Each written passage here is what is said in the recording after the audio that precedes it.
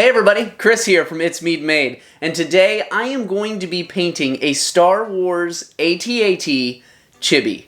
So this AT-AT is very simple. There's not a whole lot to him, but I'm going to take this opportunity today to do two different techniques. I'm going to show you how to use metallic rub-ons, and also I'm going to show you how to make a snow texture, because this AT-AT is going to be on Hoth.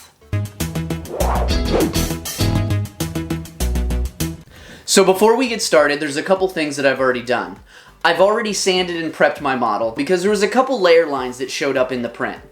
Then I've also primed this model black. I've gotten the entire thing a nice matte black because we need matte black to be able to get this metallic looking awesome. And one last thing, if you want to get this model, you can get this on 3DXM's Chibi Patreon. And I'll go ahead and put a link to his stuff in the description and where you can just purchase this model. So let's go ahead, jump to the table, and get started. Okay, so now I have this AT-AT Chibi completely primed and painted and ready to go. Now, the one thing that I'm going to be using is these metallic rub-ons. Now, this is a lot like Rub and Buff, but these give you different results to give you more of a realistic metal look. So I actually picked these up at a painting convention I was at, and the great thing is the people I talked to that used these, they said once you buy a set, you're never going to buy another set, because one of the guys said that he's had his set for 10 years, and you use very, very little. So I am going to go ahead and use this stuff, and I'm going to be using this silver right here to paint all of him. But before I get to this, I am going to jump back to the airbrush booth and paint this cockpit shield. And I'm going to get a red paint and get more of a glow on him. So let's just jump over to the booth and get started on that section. So I'm starting with Flamenco Red to get the base of that shield.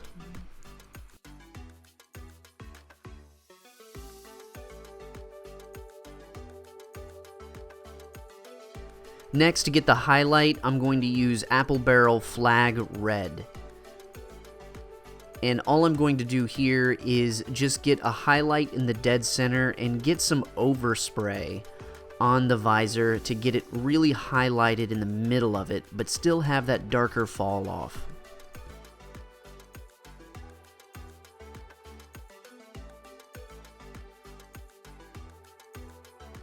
So now I have the cockpit shield all painted, and I do have a bit of an overspray on that, and because I didn't mask it off, and I kind of want to leave it like that, and we will see. I might have to go in and do some painting touch-ups to it, but you know, we'll see how it goes. So now getting to the rub-on metallics. Now, the best way I have found out so far to use this is you can either take your finger and actually just rub it on there, just like you would do Rub and Buff, or you can actually take a brush and just kind of start spreading it out that way. Now, it isn't liquid like Rub and Buff is, but this stuff does go a long way. So I have an old brush that I've got here, and I've also got a fan brush to spread this out. And all I'm going to do is just start putting it on here very lightly and switch to the fan brush to spread it out. And you can already see that it starts to give you that metallic look. So now I'm just going to apply this with the fan brush. And I'm just rubbing it on there.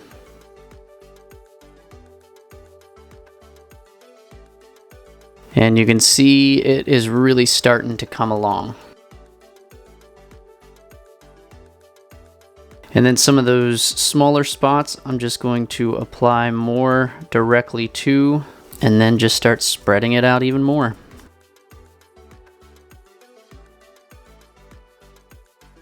And there we go. You can see that nice metallic look. Alright, so now that I've got the top there, I am just going to start making my way around and getting this entire thing. So here we go.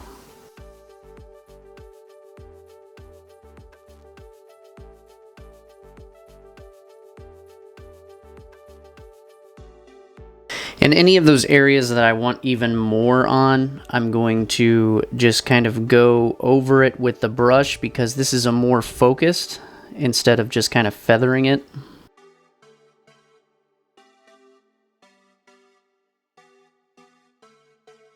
Okay, so you can see how that's a little brighter. And just as a reminder, if you like what you're watching so far and you want to support the channel, hit that subscribe button.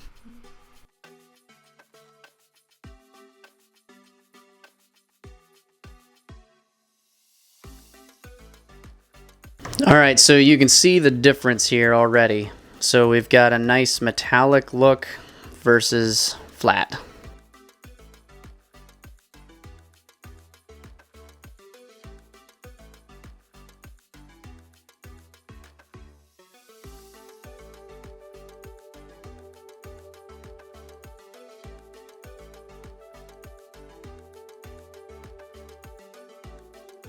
So I've also put on a little more on my fan brush and pushed really hard to kind of get some of these blemishes and scuffs and scratches, because I don't want just a beautiful even coat like this.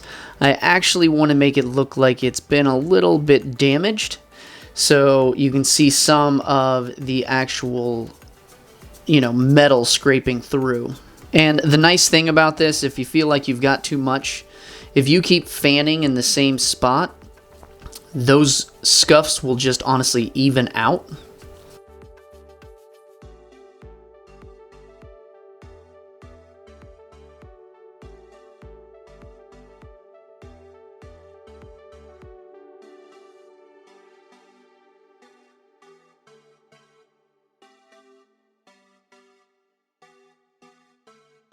Alright, so there we go. We have an awesome looking AT-AT.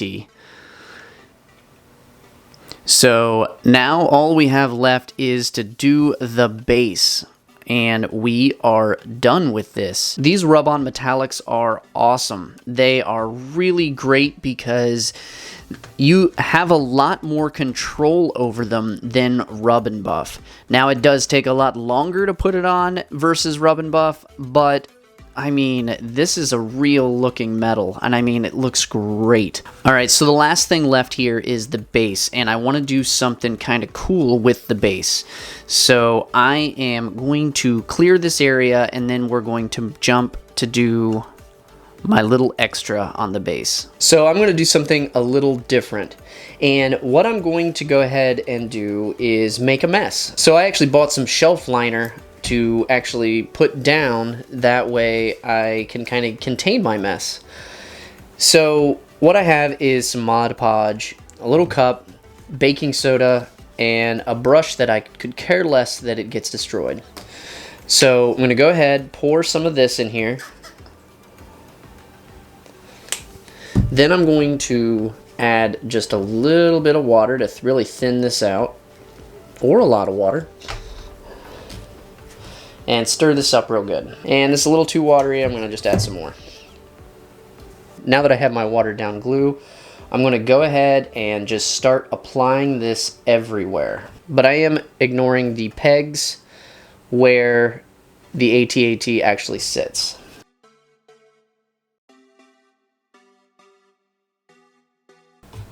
Alright, so now that I have all of this wet, I am going to go ahead and start in on applying baking soda just to, this whole thing. I'm just covering it up. And I'm going to make a mess, and I honestly don't care. I just want it completely covered. And the nice thing is once I get a pile here, I can start just kind of applying it with my fingers.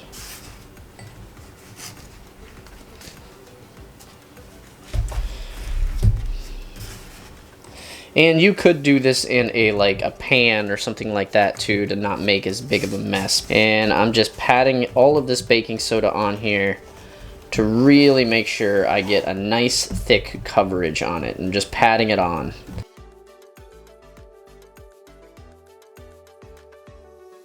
So I put the rest of the Mod Podge in this spray bottle, and I am going to spray this down to also let it stick a little more.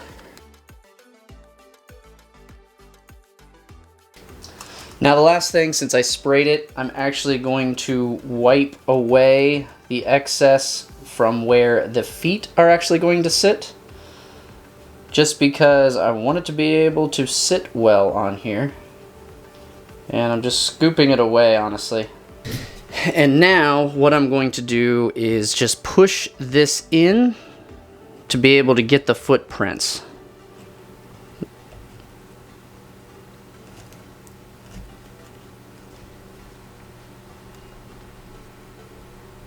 So I can push some of this towards the feet, and this is actually going to make it look like it's definitely sinking. And also I can pour some more of this in my hand and just kind of sprinkle it around the edges, because once this is done, this is going to have a cool like snow texture look to it. Like I said, this is a very messy process, but the end result is going to be really cool. And I'm kind of packing it around the sides as well, because some of it has fallen off from the spray. So I'm kind of building up my layers of this.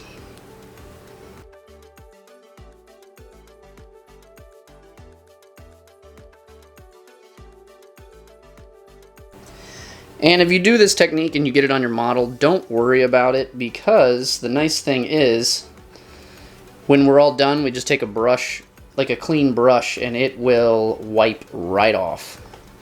It's only going to stick where the glue is at.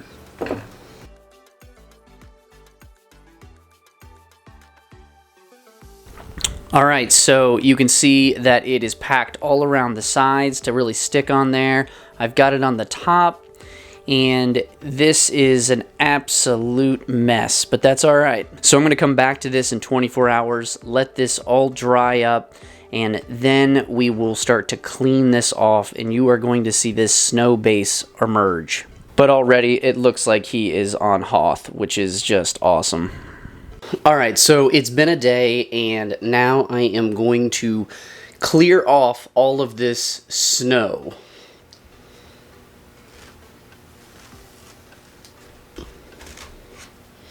And look at that.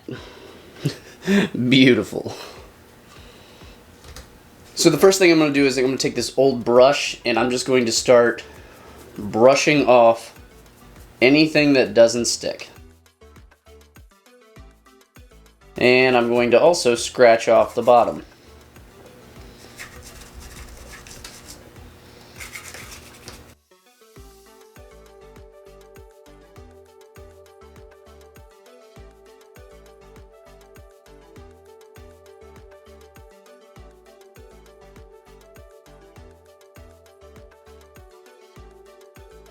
Okay, so I have the base completely brushed off, so there is nothing else on here. Everything else is actually stuck. So doing this method, there is a tiny bit that will never come off. Like, baking soda is so fine that it'll always be flaking off. So you have to do something when you're doing this method, and you have to seal it. Now, I have this workable fixative from Krylon, and I am going to go ahead and spray this, and also it's just going to seal the metal as well. And the big thing here that I'm going to say about using this workable fixative is you have to do very small light coats, because you want to seal this, but you don't really want to re-wet the baking soda a whole lot, because then it'll start messing up on you, because it will just drip off. So you got to do very light coats. It's going to take multiple coats. So I'm going to go ahead and do that, and then this guy will be done. And here he is. I think this was a super simple project, but with awesome results. If you've never tried some of this metallic rub-on, I highly recommend it. It is such a cool thing to play with. Takes a little bit longer to put on, but the results are awesome. And if you're wanting some snow effects on a budget, baking soda will be your new best friend. Thanks a lot for watching, and if you like this video, please don't forget to hit that subscribe button to support the channel. Thanks, and I wish you all a great day, and I'll see you in the next video.